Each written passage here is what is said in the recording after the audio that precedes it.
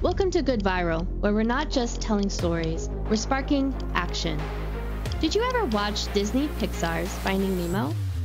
Finding Nemo had a happy ending in the film, but Nemo's home may be at risk of destruction.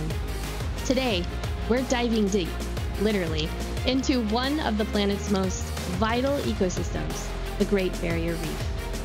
This underwater wonderland faces critical challenges, but heroes are working tirelessly to protect it.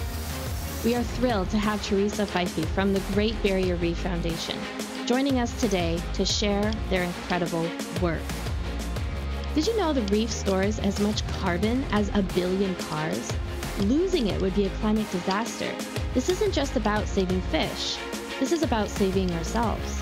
Join us as we dive deep into the fight for the reef. We'll explore the science, the threats, and the extraordinary solutions. Buckle up, because this episode will be eye-opening, inspiring, and even maybe a bit scary. Don't miss the fight for the future of the Great Barrier Reef right here, right now, from anywhere in the world. Let's welcome Teresa, and welcome to the conversation. Teresa, I wanted to jump straight in to our first question. This is I've been really wanting to have somebody representing the oceans, the seas, and in this case, the Great Barrier Reef, coral reef in general, is for a while on our podcast, and it seems like it's a really difficult industry to find people that are not just super bogged down with work. In other words, it's tough. I mean, because there's so much that needs to be done, so much work. And what I really wanted to do first, and just sort of hear directly from you, to understand better, because it's my own ignorance, and it's really difficult to understand this. So I'd really like, if you could, to sort of help us, our listeners, and help us understand. So about the importance of the Great Barrier Reef, just coral reef in general, what that does for the oceans, for the life, the diversity in it, and sort of the importance of that, and how that importance also affects sort of the rest of the world. So give us a little bit of background, if you can, just on why your organization exists. Absolutely. I mean, oceans are incredibly important to the sustainability of life on the planet. And coral reefs, they take up a really small area of the overall ocean area, but they are literally the beating heart of the oceans. They are the most biodiverse of all of the systems that we find in the oceans. And so they're absolutely critical for food security. They're critical for carbon, being at the oceans are such a big carbon sink. They're critical to every aspect of our lives. And with increasing climate issues and climate challenges, we have been seeing a decline in coral reefs around the world. And our mission really is to bring together the most creative minds in the world and together to co-create solutions to some of the challenges that reefs are facing, of which, the greatest absolutely is climate change, but things like poor water quality, crown of thorns starfish, there's a whole raft of local threats as well. And that's what we do, is we bring amazing people together. So we're not solving this on our own, and together we can actually come up with the solutions at scale so that we can have a really strong future for coral reefs. Yeah, thank you, Teresa. Because we talk to a lot of organizations that are brilliant like yourself that deal with kind of these big problems that it's kind of hard for people to really wrap around in their brain. So I went to your website because I was like, let's just find some numbers here so we can try and kind of get an idea of what we're dealing with. And I found something that was just, in my mind, it was kind of mind blowing. So I imagine in most minds it would also be mind blowing. And one of them was that 75% of reefs around the world, it looks like, are under threat. And the Great Barrier Reef, which is where you guys kind of focus a lot of your energy, is the biggest of them all. You can see it from space, which I didn't know. And I was like, you always hear the Great Wall of China, but you don't hear the Barrier Reef. So I thought that was interesting. But also, it holds 25% of fish species, which I thought was very interesting. Correct me if I'm wrong with that information. But it was also fascinating. It has 900 islands. Like, it has a lot to do with the ecosystem and how things really work. It holds so much life. And because of climate change, that's at threat. And it's also could be a potential helpful, at least, to the solution of climate change as well. So could you just expand a bit more on kind of the size of it, what's within it in terms of, species, and how it could be a potential additive to a solution towards climate change? Yeah. And as you said, it is huge. You can see it from space. It's the Great Barrier Reef is actually not one reef. It's 3,000 individual reefs. Some of them are really close together. Some of them are far apart, and they're spread along an area that's 3,000 kilometres long. So again, it is absolutely huge. And it does harbour an incredible amount of animals. It's got hundreds of species of corals, thousands of species of fish, and then lots and lots of tiny creatures that are just really vital to the overall food web and to the ecosystem in general. Lots of really interesting worms and crustaceans and all of those sort of invertebrates. And so really just unbelievably diverse. They're often compared to rainforests in terms of their diversity, that equivalent of rainforests on land. Coral reefs are that for the ocean. They are just biodiversity hotspots on the planet, and none more so than the Great Barrier Reef being the biggest and greatest of them all. And real quick, could you expand a little bit more on what you were kind of saying, the food web? Because I also saw on your site it was talking about that towards the survival of our planet, it supports 1 billion people across the globe, and as a food source and et cetera. Could you kind of expand a bit more on that, and also the changes that you're seeing because of this climate change and how that can create a risk to the world as it is?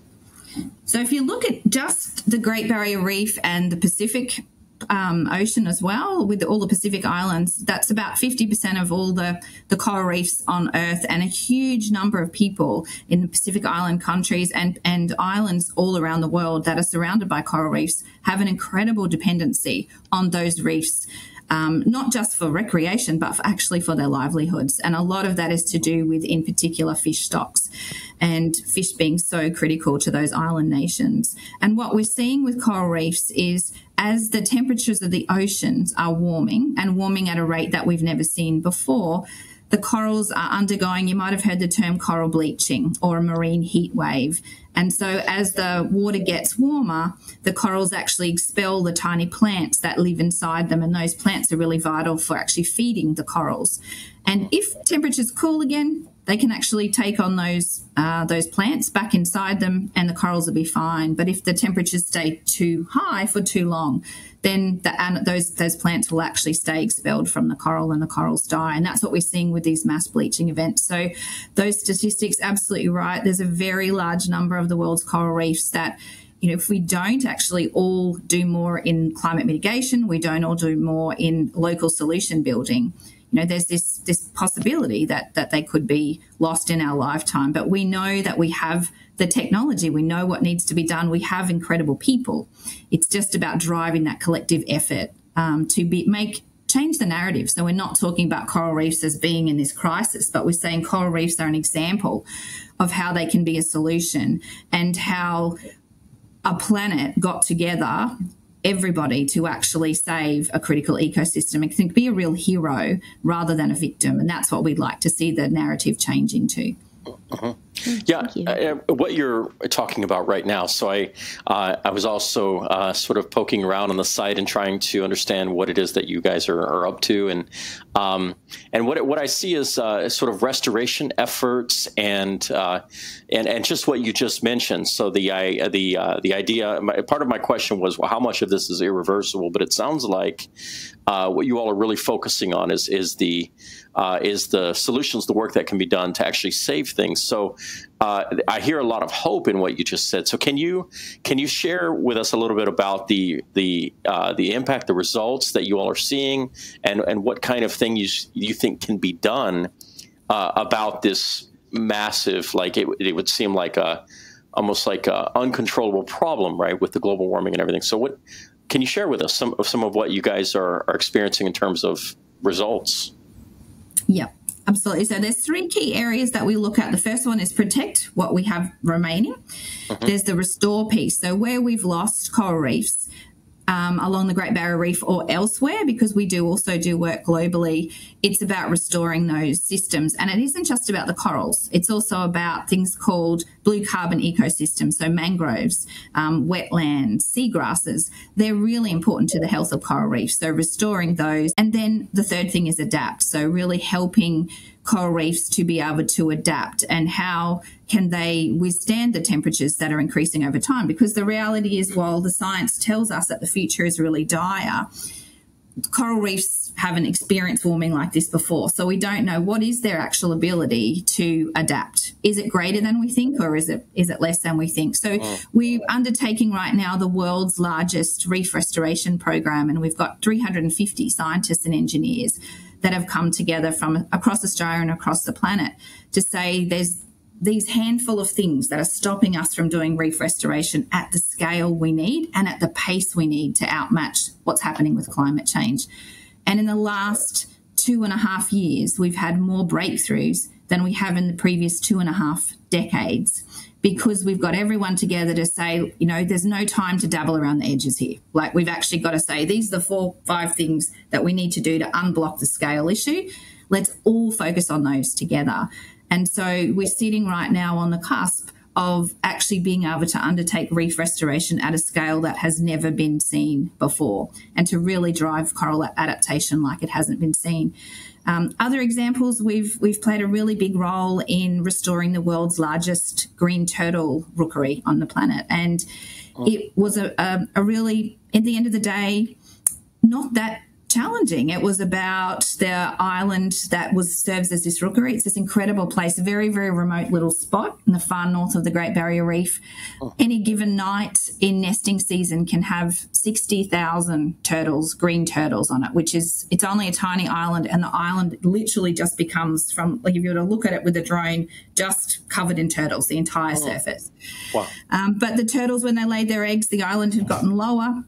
And so we needed to actually reprofile the sand and build the island back up again. And so it was a large operation because it is a tiny dot in the middle of the ocean.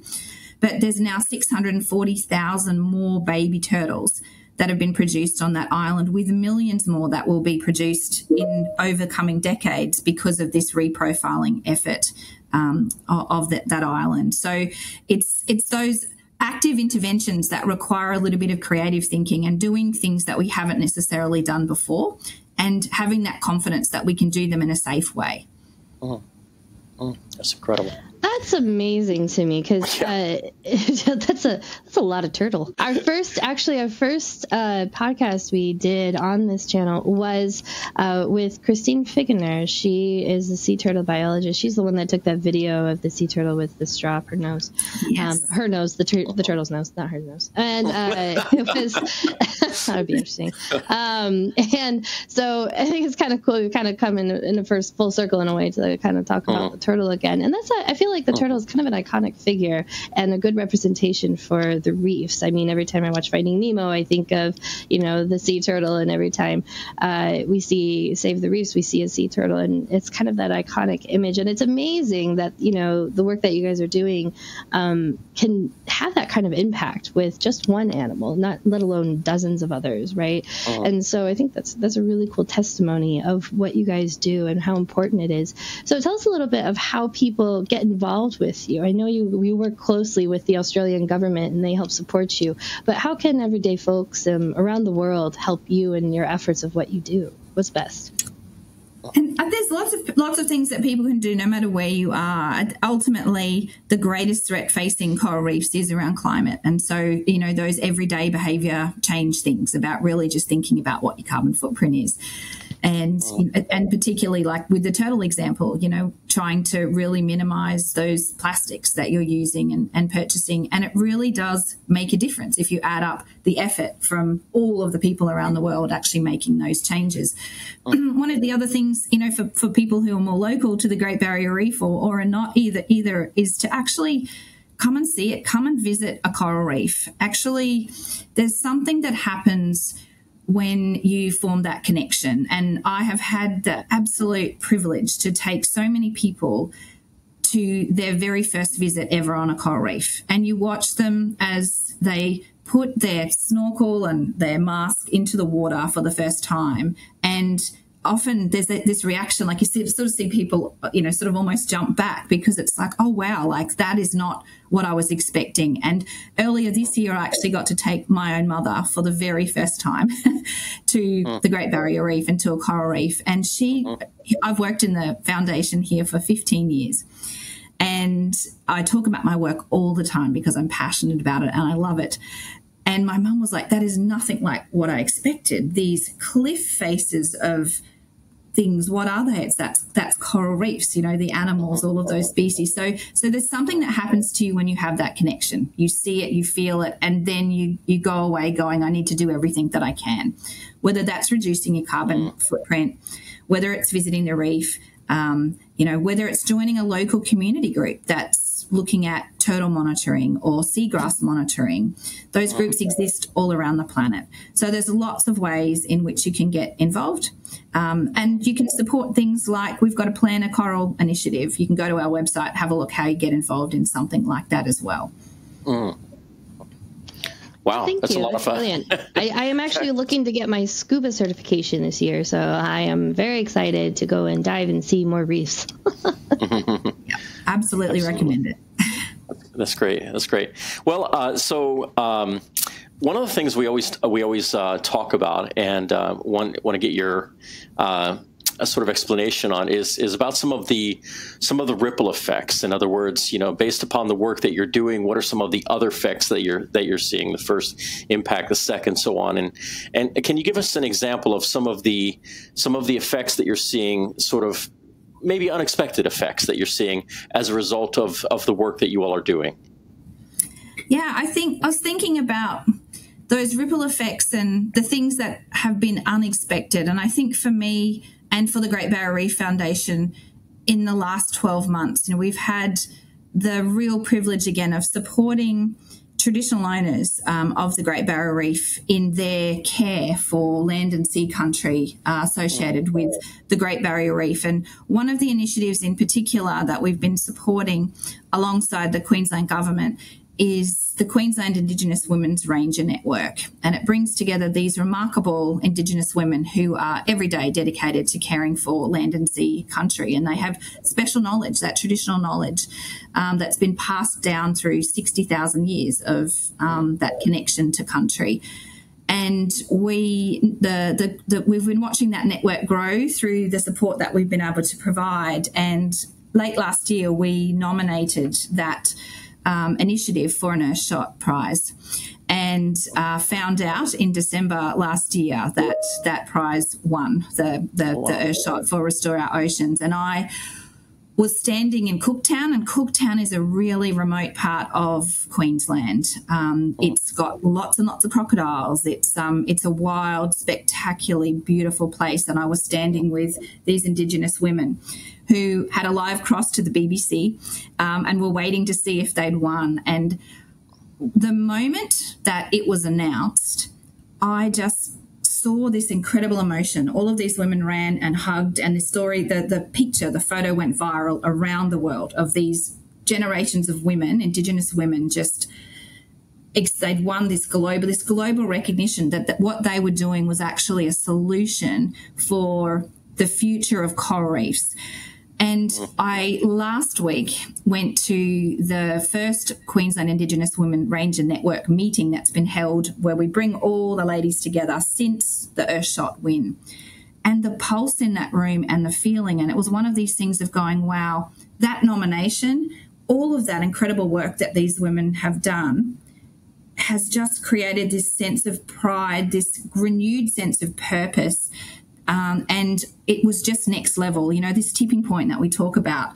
It had just gotten to that point that you can see this network, and these women are now just at that point, they're just going to fly. They've been doing incredible things for decades, but this is that point to take them to the next level. So they're talking about how can we take this global? How can we actually get women Indigenous rangers from across the planet together to share their stories so that we can accelerate all the work that we're doing? And they're the sorts of, effects that we're seeing. And it doesn't only affect coral reefs. It's actually having this really positive and profound impact on Indigenous women, Indigenous communities, everyday communities. And I think when we think about coral reef conservation, people often focus heavily on the ecosystem, but there are these amazing and vibrant, passionate communities that are connected to those ecosystems. And caring for the reef means, or a healthy reef means, healthy communities and healthy country in general. And so that those ripple effects into what it means for people is really important to remember, because at the end of the day, people are going to be coming up with the solutions that actually help us save the reefs. Right. Wow, I think incredible. This is so interesting, because just that example right there, which is fantastic, it reflects a lot of the conversations we'd had with other organizations like Amazon Watch and Rainforest Action Network. Now, they're more on forest focused, of course, but they also work with Indigenous cultures or the local cultures there, and just how connected, right? They are much more connected intimately than, say, if you're living in a high rise in a city, and just how it really does affect them to not only be involved, but also to be part of the solution, because they have so much knowledge.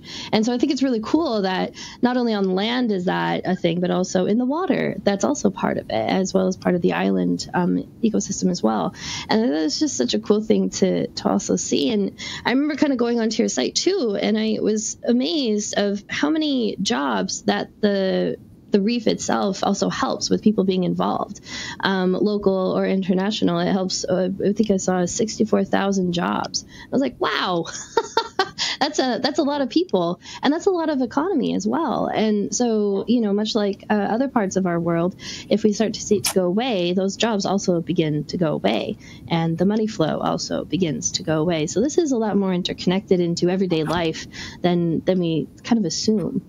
And I just kind of wanted to point that out there, and think it's really cool that not only does tourism part of that equation, but also restoration and conservation is a huge piece of those jobs as well.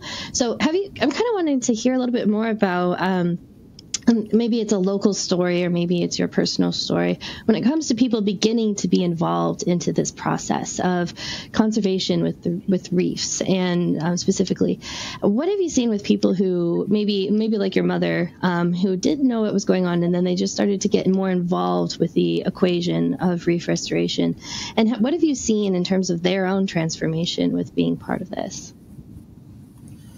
Again, I think the ripple thing that you said before is really good. You see people and often people that really would have said, we really care about the reef, but they make that connection, or they resonate with some story about that greater understanding that reefs aren't just these amazing, pretty things that, that prop up economies, that they're actually supporting livelihoods, all this biodiversity. And so it can be quite transformational in terms of changing those behaviours and our own contribution to, particularly to those climate impacts. I mean, we have programs that are improving the water quality on the Great Barrier Reef, where we're working with, at the moment, about 3,000 farmers across the scale of the Great Barrier Reef catchments. And, all of those, the majority of those farmers are incredibly connected to their land and sea, and understanding that what they're doing on their land is having an impact on the ocean. But you do something as simple as putting a monitoring station on their land, and they might be hundreds of kilometres away from the ocean, and not actually think for them, if your land's butting up against the ocean, I get that connection. But surely nothing that I'm doing could have an impact. And then seeing, actually, when we have really heavy rain, some of the soil from our property or some of the fertiliser from our property can actually get into the Great Barrier Reef. And then you just see this hunger for what can we do to make a difference. And so just changing those behaviours, actually, I can really think about when I'm applying fertiliser, so it's not when it's about to rain and to run off. So just as you grow that awareness and you increase your own understanding that even if you don't live next to a reef, there's a whole heap of things that you can do and small behaviours that you can change to drive, again, that greater movement of us all just making little changes for a really spectacularly large outcome. Yeah, Teresa, one of the things that you said, I want to sort of talk about this, because to me it's really critically important. I think that when you talk about, the last couple of years and what the impact has had, how 350 scientists getting together and all of the things that have happened recently, because we're at a point that it has to happen now. I think that this, for me, is sort of an inspiring example of what we need to see happen in other areas. When we talk about rainforests, we talk about glaciers disappearing, all the different things that are so critical and such huge problems, that I think that what you all are doing, it sounds to me, is like you're really like forging an example for people to say that, hey, look, we're all in this together in terms of like maybe ruining the planet, but we also need to all be in this together to try to save it and to preserve it, and in many ways, it's recreate it. When you talk about reforesting or what was the word that you used for creating new coral reef? It's something. Restoring. Yeah. Restoring, basically. Yeah. Just. But you were talking about also, and this is the adaptability of the reef, and sort of experimenting with what the reef can do, maybe that it hasn't been used to doing, or maybe has never done, or we're not sure if it's ever done. But to me, these types of things are it's exploratory. It's a huge undertaking. And it's very inspirational, because to me, this thinking, this idea applies to many other areas. And I think that, a lot of people out there, including my, everybody really that I talk to, when we start talking about the environment, it's like we all have this like sort of impending sense of doom, and what we, I think it's like that sliver of hope that keeps some of us sort of going every day. And because it's like, well, what else are we going to do if we're not going to try to save this? I mean, we're just going to give up, and so I love, this is the part of the story that's the most exciting of what you're sharing with us, is that, hey, it's possible to make an impact, to have a big impact. It's possible to get people together and really work on this and to actually really see results. So can you share with us maybe a story of something that you are really excited about, that you're working on right now? I mean, I think the piece that is the most exciting, because it's the bit that's been missing for so long, is absolutely in this driving the adaptation of reefs through restoring reefs with thermally tolerant, more sort of heat-resistant corals. And this is that program I mentioned before, where we have had this series of breakthroughs. So it was just too big before. The pace of the change is big. The size of the reef is enormous. And so when you kind of think about, and you can't restore a reef that's the size of the Great Barrier Reef in its entirety. That's like, you just can't. It would be cost prohibitive. The effort's too big. But the work that these scientists have come together have achieved by coming together over this intensive period. And I guess with that sense of, as you said, this impending doom, it's like, not on my watch. Like, as a scientist, I'm not going to let the reef fail on my watch. So we're going to do everything that we can. And they have.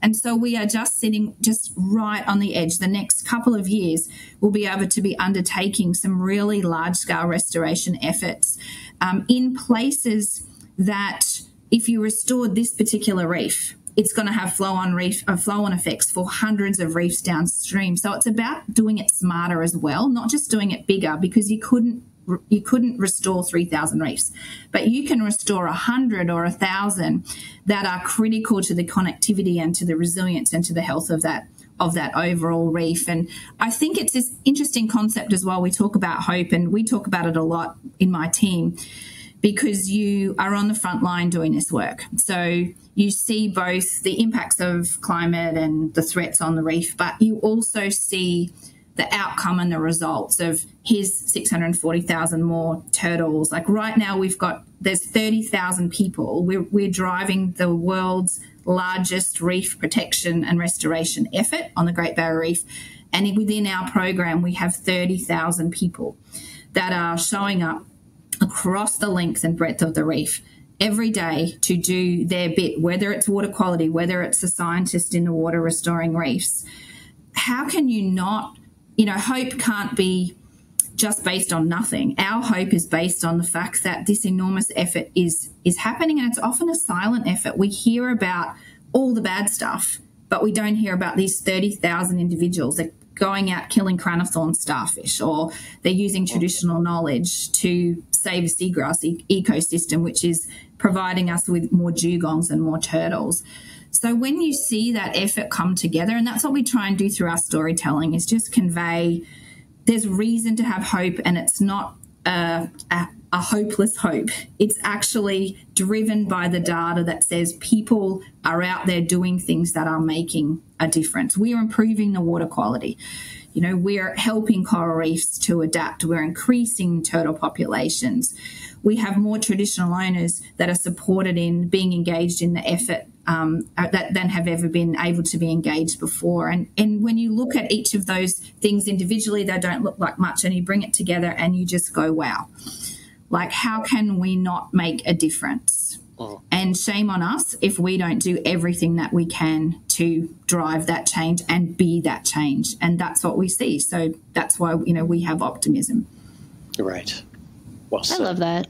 Everyone we talk to, it's so great. It's every conversation we have, yourself included. It's that doomsday talk that we see and hear. And especially since we're talking to you and others in the similar fields, they see the doom and gloom. They're literally touching it. And yet you have this level of optimism because you do see the results. And I think that's just an amazing thing to witness as well as hear and experience yourself if you choose to. I think that's absolutely fantastic. And, I was perusing your site real quick, and I remembered seeing a manatee picture, and I love manatees. And so I was like, oh, what is that? And it's about seed grow. And you just kind of mentioned it about a seagrass nursery. And, so it's not just about the reef itself, growing coral. It's about seagrass. It's about multiple things like you were mentioning and connecting them together. And I think that's a really cool way, and probably the appropriate way, I'm not sure, but to approach something, an ecosystem, is to actually look at the full ecosystem, not just an isolated piece of it, which is just the coral piece, perhaps. And so I think that's really cool. So you guys really do a lot of different things to help the health of this reef, and I think that's absolutely just great. I just wanted to give you some big kudos right there. That was just a big kudos. Thank you. Yeah. It's just really fun. So, just real quick before we kind of start towards the end of our interview, I was kind of thinking, and you kind of hinted towards it, we have this island for turtles, and you help rebuild this island to help reproduce more turtles. When it comes to the reef itself, what are people actually doing underwater? Like, are they just implanting more coral, helping them grow? Like, kind of give us an idea of what they're doing down there. Yeah, absolutely. So historically, the way that reef restoration has worked is you take little tiny pieces of corals and you attach them to an existing coral reef that might have had damage. And it's really, really laborious because each little piece got to be manually attached. And so we've been exploring opportunities to be able to actually harvest every year on the Great Barrier Reef at the same time, about November, all of the corals simultaneously spawn. So they release their eggs and sperm into the water at the same time. And so it's this pretty incredible event that happens.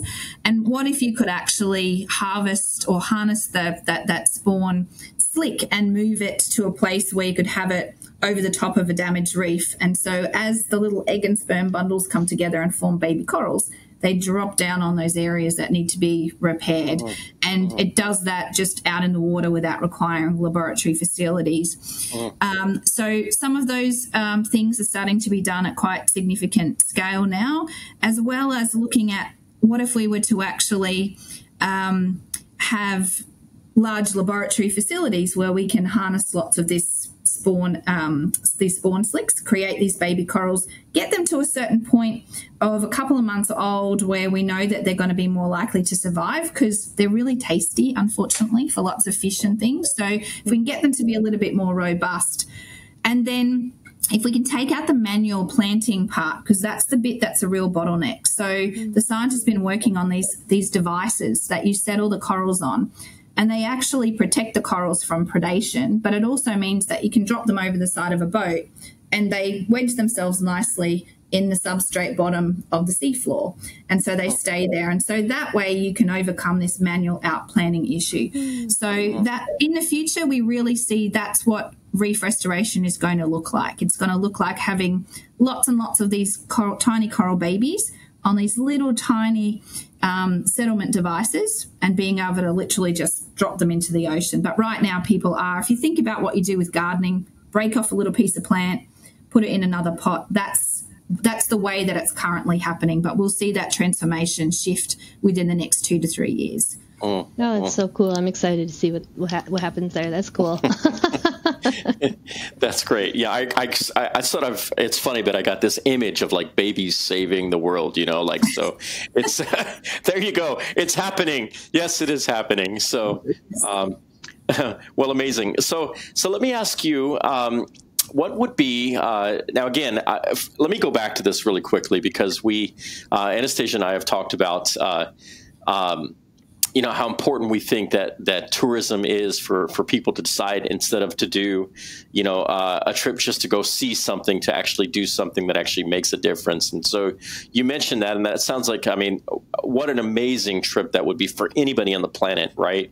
To be able to go and see the reefs firsthand, to experience it, to get more involved, to understand. Also, maybe there's some opportunities for people out there to actually, as a tourist, to maybe experience some of these other cultures. And I don't know what kind of things are out there, but it sounds like there's got to be loads of different opportunities for people to be exposed to something that they otherwise never would have thought of. So I think that, what you're sharing with us are great ideas about how people can be involved. And like you mentioned before, all the ways that they can be involved in no matter where they are in the world, really.